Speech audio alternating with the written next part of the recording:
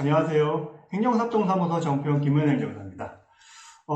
오늘은 제가 말씀드릴 내용은 저희 행정사들이 많이 하는 법인 설립에 관한 겁니다. 저희 행정사들이 이제 법인 설립을 많이 하는데요. 법인 설립하게 되면 이제 법무사님 이렇게 많이 생각을 하시는데, 법무사님들은 이제 상법상 이제 주식회사나 이런 것들 등기, 설립된 경우를 많이 하고요. 저희 행정사들은 이제 인허가 받아서 이제 법인 설립하는 업무를 맡습니다. 예를 들면은 단순하게 상법상 회상 같은 경우에는 이제 등기만 하면 이제 법인이 이제 설립이 되잖아요.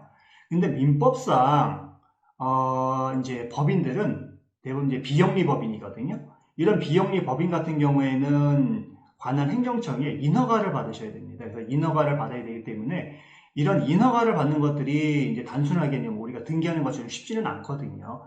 상법상 회사도 주식을 쪼개고 하는 것들은 굉장히 좀 복잡하고 어렵지만은, 일단은 행정기관 이제 인허가 받는 것도 여러 가지 이제 정관도 잘 만들어야 되고, 이제 사업계획서, 수지 예산서라든가 이런 것도 잘 만들고, 사업 목적도 주무관이 이제 타당하다고 생각할 수 있도록 잘 만들어야 되는 부분이거든요. 그래서 이런 것들을 이제 저희 행정사들이 하고, 인허가가 나오면 그때서야 이제 법무사님들한테 이제 등기를 저희가 이제 부탁을 하거나 이렇게 진행을 하는데요. 그러면 이렇게 비영리 법인을 설립하면 어떤 부분에 대해서 좀 포인트를 갖고 우리가 진행해야 되는지에 대해서 오늘 좀 말씀드리려고 합니다. 그리고 비영리 법인 하게 되면 일단은 사단법인, 그 다음에 재단법인이 있고요. 그 다음에 그 특별법에 따라서 이제 협동조합 기본법 이런 것들이 있거든요. 여기서 이제 협동조합 관련해서 이제 신고를 한다든가, 보건복지부의 사회적 협동조합으로 이제 인가를 받는다든가 이런 부분들이 있습니다. 이런 어떤 비영리 법인들을 설립하려면 중요한 것들은 뭐냐면 사업 내용을 잘 정해야 됩니다. 사업 내용을 잘 정해야지만 그 사업 내용에 따라서 관할 주무부처를 확인할 수가 있습니다. 그 다음에 내가 사업을 전국 단위로 할 건지 아니면 한 지역에서만 할 건지, 예를 들면 경기도에서 한다 그러게 되면 경기도청에 가서 관할 이제 주무부서를 찾아가 가지고 법인 설립, 인허가에 대해서 이제 진행을 하셔야 되겠죠. 그렇기 때문에 사단법인이나 재단법인을 설립할 때는 내가 목적 사업을 어느 지역에서 할 건지에 대해서 먼저 하셨는데요.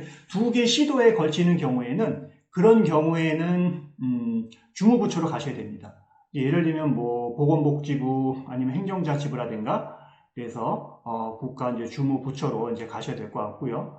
한 지역에서 한다. 나는 서울에서만 할 거야.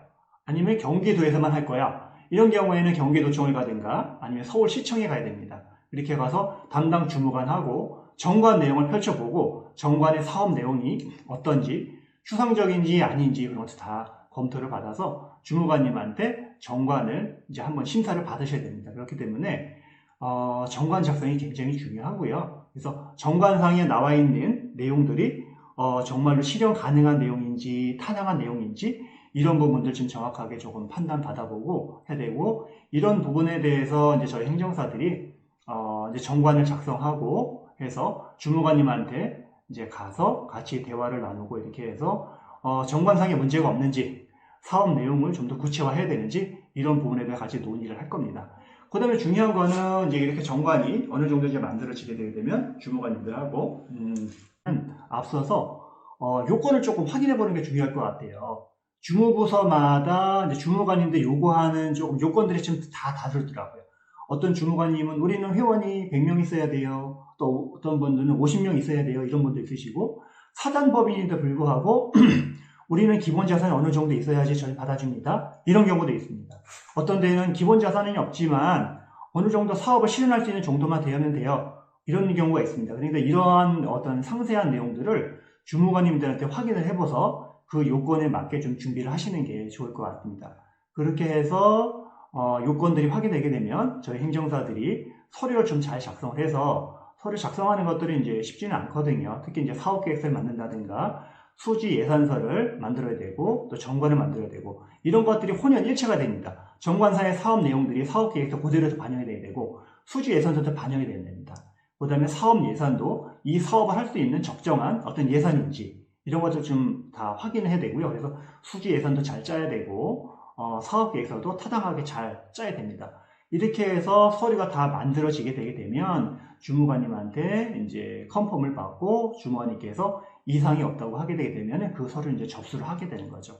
접수를 하게 되게 되면 통상적으로 이제 처리 기간이 20일 정도 됩니다. 20일 정도 이제 인가나 허가증이 나오면 그거를 갖고 관할 등기소에다가 이제 등기를 하게 되는 거죠.